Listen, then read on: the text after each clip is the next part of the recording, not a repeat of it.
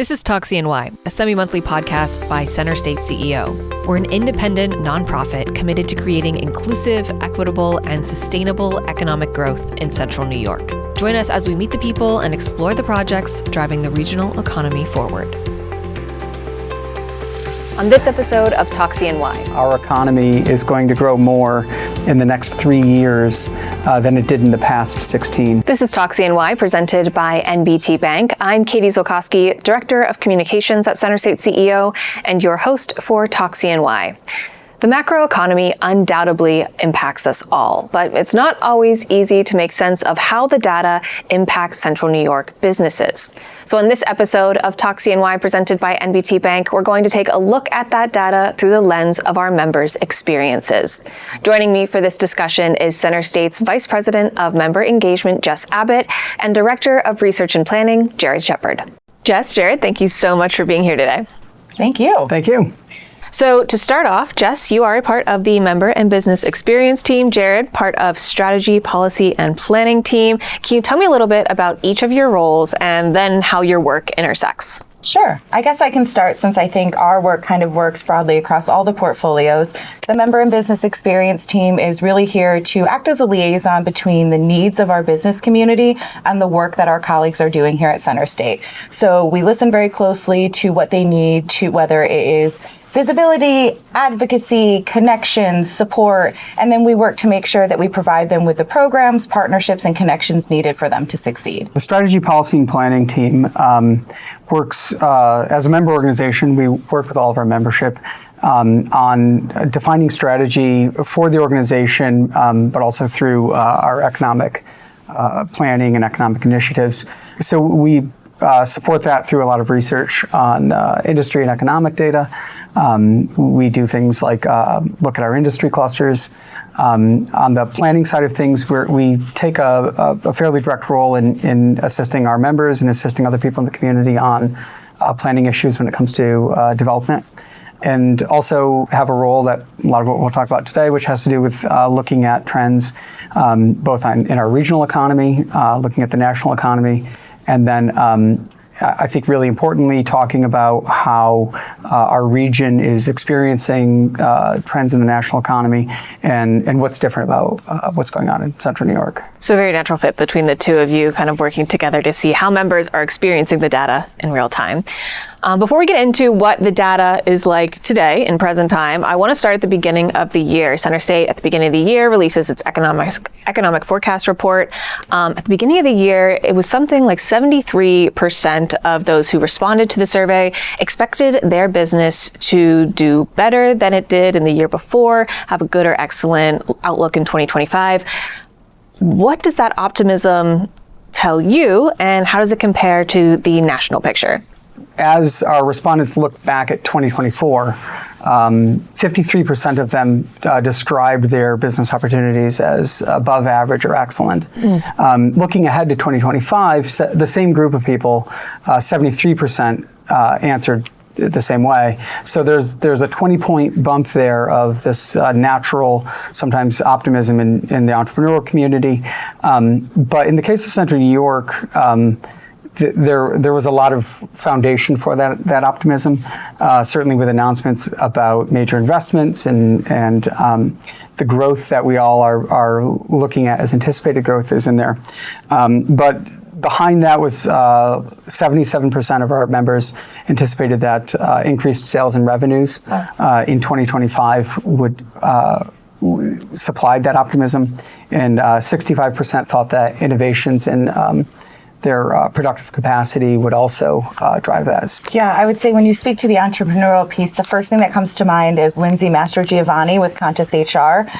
She has worked in HR for most of her career and, started a business to be able to provide fractional HR services to some other companies. But most recently, just a couple of weeks ago, we celebrated the opening of her downtown office. And so when I was talking to her about it, I'm like, you chose to come downtown. It's a beautiful space and it's open for kind of co-working, and she said that for her, entrepreneurial optimism is making long-term investments in not just people, but places. And so it was important to her to be a part of the ecosystem down here, and also to be able to have a space for other maybe entrepreneurs who are feeling that same sentiment but aren't quite there yet to work out of. But when you think on some of the larger scale investments that you're talking about, I mean, you can look at TTM, right?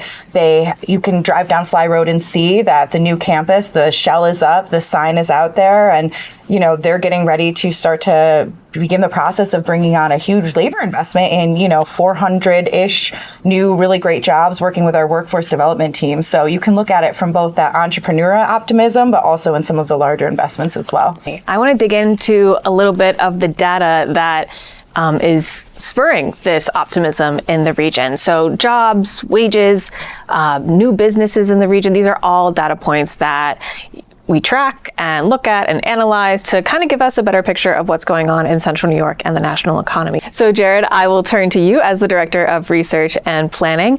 Tell us a little bit about the jobs numbers right now, the wage growth numbers right now, and the new business numbers.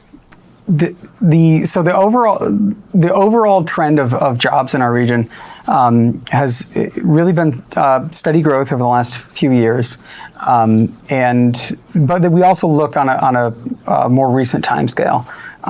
So the year-over-year jobs number that came out for April showed over 5,000 more jobs this April than we had in the previous April. Mm-hmm. So that was I think the strongest number in upstate New York or in the state for that period. So that doesn't capture everything going on in the economy, but at least that snapshot was positive. Our wage growth year over year was almost 4%. And we've also seen a lot of growth in establishments. So the number of businesses in our region is it's over 19,000, and that's right now we're at the last time it was that high was 2016. Wow. And we also have a lot of job openings. So all of the trends about business growth, establishment growth, hiring, wages have consistently over a sustained period, say the last 5 years or so, been positive.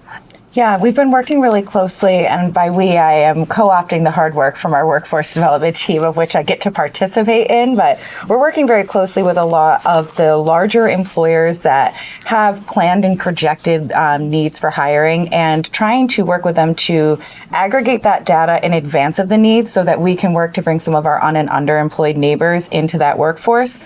So it's nice to be able to have such good partners that are willing to share that so that we can all be part of the planning, because to Jared's point, we have a lot of job openings. We have a lot of people that are un- and underemployed, and there's, more of that to come. So that's been a nice partnership that we've done in a lot of our manufacturing spaces and construction spaces, and are working on developing some actual true data tracking and program, which I know you'll love, and program tracking for that as well. Another data point I want to hit on is consumer sentiment. How are consumers feeling about the economy, spending their money? So what is that looking like right now? And then what does that look like? How is it playing out in our business community? So one of the first headline macroeconomic numbers that came out this year that was a bit of a surprise was the GDP number for this first quarter, which was negative. And certainly that's something that plays into consumer sentiment. Fairly quickly after that, we started getting announcements about on-again or off-again tariffs. And this also contributed to some uncertainty in consumer sentiment. So we track that, and we were looking at a couple of the surveys that show month to month how consumers feel about the economy. Coming out of that, it's starting to become clear that the spending behavior isn't really closely tied to that. Some of it might be, but the sentiment is really what was most sensitive.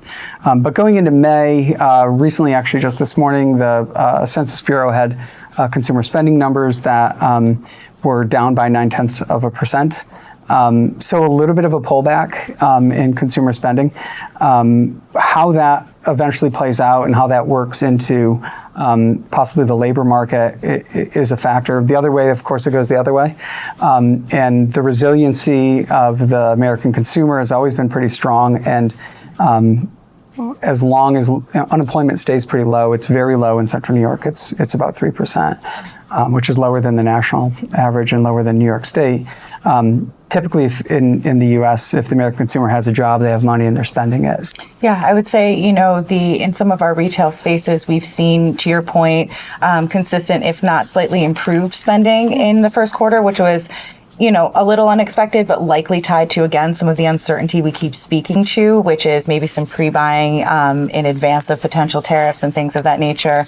But no stoppage of the foot traffic. And also, as always, our community is great at adapting. And so a lot of the, tenants that we're seeing going into some of the buildings with like our friends at Core Development are leaning into experiential establishments so that it drives consistent foot traffic as well. So there's been an adaptation and an adjustment, but hasn't not yet been needed. Yeah. I conveniently left out the pre-buying part of what was going on with tariffs because I was one of the pre-buying panickers and asking that we make a lot of toilet paper purchases and I was going to let goods. That be our secret. So, I was, yes. I was not going to tell anyone, Jared. Start the panic. But I have all of the paper towels. We are going to take a quick break here, but first, a quick word from our presenting sponsor, NBT Bank. At NBT Bank, we know that this day starts with this one. This day starts with this one. Because no matter how unforgettable the extraordinary days are, there's a lot of every day that leads up to them. You can count on NBT Bank to help you get started. NBT Bank, it starts here. This is Talk CNY presented by NBT Bank. I'm Katie Zilcosky, Director of Communications at CenterState CEO and your host for Talk CNY. We are here today with Jess Abbott and Jared Shepard. Thank you both for being here. Thank you. Thank you. So before the break, we were talking about the details, about specific data and how members are responding or feeling that data. I want to broaden it a little bit and talk about just general sentiment. I mean, Jess, when you are out in the community talking to members, what are they saying about the economy? How are they feeling and what are they responding to? Yeah, I think I kind of have the best job because I get to work with several hundred members across a breadth of industries, size of business. And so it really allows me, I have all the data from my colleague Jared here, but I get the anecdotal and real life tie-in to it. And overall, I'd say it's a pretty positive forward momentum, right? We've talked about some of the reasons why, but, there is still a lot of ways you can mark that, such as like a lot of hospitality opening, service industry, which really speaks to like a strong confidence in the local market. But also the uncertainty that we mentioned. We haven't really seen a huge impact from the costs across all industries as it relates to tariffs.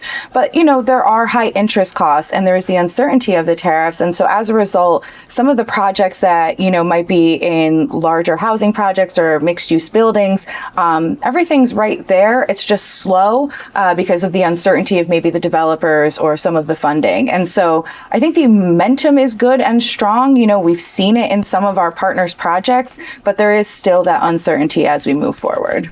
Yeah, it sounds like it's more the uncertainty than the actual economic function going on right now. Yeah, the persistent uncertainty is the Fed's buzzword for this year. I think it probably applies for the past several years even. But locally, again, there is more direction, and then getting back, we'd like to get right back to economic 101 fundamentals.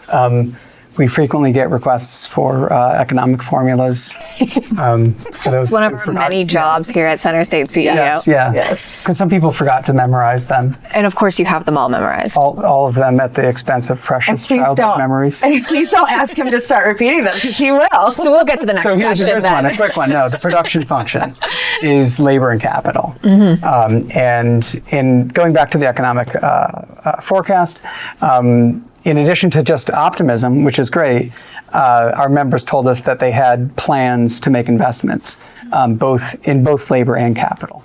And so now we're a quarter into this year, and as Jess was saying, there's more economic data out there than you could possibly need. A lot of it's very important. Sometimes there's a lot of noise versus signal. At CenterState and the work we're doing and the work that Jess is doing, we can actually look at what the numbers are saying, but also talk to our members and know at a very granular, high frequency level what our members are doing in terms of investment in labor or capital. Yeah, I would say, Stark Tech, for example, they have a huge investment plan to bring all their divisions under one roof. But then in addition to that, they are planning an innovation room for training, and they're planning to bring on 10 to 15 new hires. I think of, some of these are, larger businesses, but I think of like Zach Primo. He runs a sign business, and he was saying that for him, he's planning a capital investment and a fairly new business because he is seeing so many new businesses and events that are taking place. And so it's just interesting to see that, no matter where you are in the market or the size of your business, we are seeing those planned capital advancements. And it's also a broader region. It's not just right here in downtown Syracuse. It's not just in Onondaga County. I think of Menlo Micro, and they have a fairly large planned investment for volume production because they see that despite some of this uncertainty, that there is a need for them to be ready to meet the moment. And so that's something that's coming along this summer. So there's a national economic narrative of uncertainty, like you said, Fed's buzzword. But here we've mentioned it, and I think it's come through in a lot of these stories. There's more optimism. What is giving that optimism direction? We've done so much work, and by we, I mean everyone who's been doing the work other than me for many years up until this point, and continues to do that work, on developing a dynamic business environment. So there's job growth and establishment growth. So one of the numbers that we mentioned earlier in the podcast was talking about the growth of establishments. So that's a real number of there are more businesses in operation now than there were 2 years ago. So we have the seeds of growing new businesses. Certainly the Inspire Innovation Hub is a continuation of that. Another aspect of a national macroeconomic factor that's sort of playing into what we're seeing here, based on some of our conversations and experiences, is a trend of investment and development in the South, in the Sunshine States. Some of it has been overbuilt. There's negative rent growth in some of the headline superstar cities. And one of the things we've been able to see over a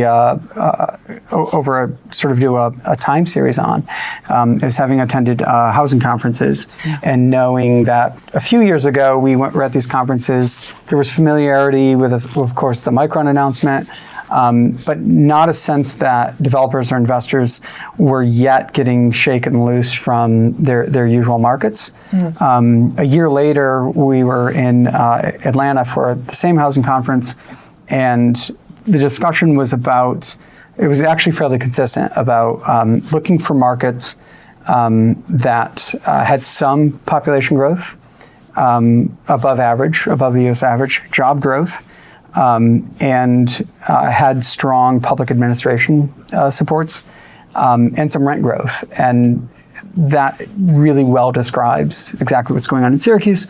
So consistent with that is inbound calls, connections with outside investment, connections with outside developers who have to put us on their list of sites and are actively weighing our market against competitor markets and weighing us so far pretty favorably. And to that end, I always have to give credit to my colleagues because it is the brightest group of people that I get the good fortune of working with. But something like what Jared mentioned, housing, I'm sure in other conversations, people have heard us talk about it because it is an urgent and emergent need to address. But what I love is that we are bringing together people from all aspects of how to address that. So our housing work group, for example, brings together who you would consider developers, builders, architects, but we also have financial institutions. We also have, some people who provide consulting services. We have Erie Materials, for example. They're a huge provider of exterior building materials, and a lot of their products are USA made. But they are noticing that things like interest rates or perhaps oil prices might delay lead time or distribution. And so it's just imperative to have everybody's input into this, because they're actually fine with their on-hand inventory. But to your point earlier, some of these programs are a little bit slowed, or these projects, are a little bit slowed. And so who they might distribute these materials to aren't quite ready to take them on. So if we don't have all those perspectives in one room, then we can tend to miss a moment that we can lean in. So give you a lot of credit for that. Okay, I'll take it. So we are more than halfway through 2025. First half of the year, nationally defined by uncertainty here in central New York, directional optimism. But what's the rest of the year looking like? What should people keep an ear out for? What should they know to look for when they're looking at economic data throughout the rest of the year? The key thing is on the national scale, and I think for anybody is the consumer behavior. The May number that just came out, some of that baked into that was the even uncharacteristically poor weather in the Northeast that kept people from taking as many trips possibly. And what we talked about, some of the initial buying of stuff ahead of tariffs may have also crowded out some buying in May. If the labor market stays where it is, and consumers keep buying, that's a good thing. We also expect that the forecast for interest rates is. There was a Fed meeting today, but it's likely to stay pretty close to the same. But there might be some easing in 2026 or close to it. That's at least where the forecasts are. That certainly will help address some of the deals right here in central New York that interest rates and construction costs are holding up. It won't need to be a lot, and in fact, just in the last few weeks, I think we can even start to pivot from talking a lot about, we have this fantastic pipeline of proposed residential units. I think 12,000 proposed units is like $4 billion of proposed residential development in central New York. We've talked about that for a while as really being stuck. I think now we can use different language. I was at a groundbreaking yesterday on East Genesee Street of a 285 unit mixed income, mixed use development. So that's unstuck. The market's there, the construction costs are good, the deal pencils out. So I think some of the rate easing is in the forecast, but also some of the economics of projects, the strong demand that we have means that we're going to see, and we also have other tools that CenterState's actually been an active part of helping to develop to bring more capital into the market. What it will mean is more groundbreakings, more units of housing. We have to go from permitting a few hundred units of housing a year to several thousand. And when we first started talking about that, it didn't seem like a very realistic number. Last year, the permit data was over 1,500 permitted units. So now we're not talking about like orders of magnitude changes. We're talking about we're making progress. We're helping deals get done. The economics of deals are getting better. So I think it's more construction and more investment, more local investment and outside investment, and more preparation for the growth that we all know is coming, and more people around the country know is coming to Syracuse. In addition to all the residential pipeline that we see, which we're, as you're saying, already that's getting unlocked. There's going to be more groundbreakings like we've been having recently. But then continuing forward, keeping in mind that our economy is going to grow more in the next 3 years than it did in the past 16 in terms of GDP growth into our regional economy. Yeah, and I would just say anecdotally, we are so fortunate to live and work in this community because this is a resilient community, and this is a community that comes together. If you've been in any meetings with me, you would be sick of hearing me say the word co-opetition, but I am forever fascinated by the way that our business community will come together, sometimes with what would be considered competitors, or sometimes a unlikely duo to try to find solutions to some of the things that we've discussed today. And I think that itself speaks to the optimism, because everybody is willing to come together to better the region that we love and work in. And that's the best part, I think. Well, Jess, Jared, thank you both so much for being here today. Thank you. Thank you. CenterState CEO's podcast, Talk CNY, presented by NBT Bank, is available on all major podcast platforms or CenterStateCEO.com. Additional content and clips can be seen across CenterState CEO's social media channels. For new episode reminders, be sure to subscribe in your favorite podcast listening app. And don't forget to leave a quick review or 5-star rating. Thanks for listening to Talk CNY, presented by NBT Bank.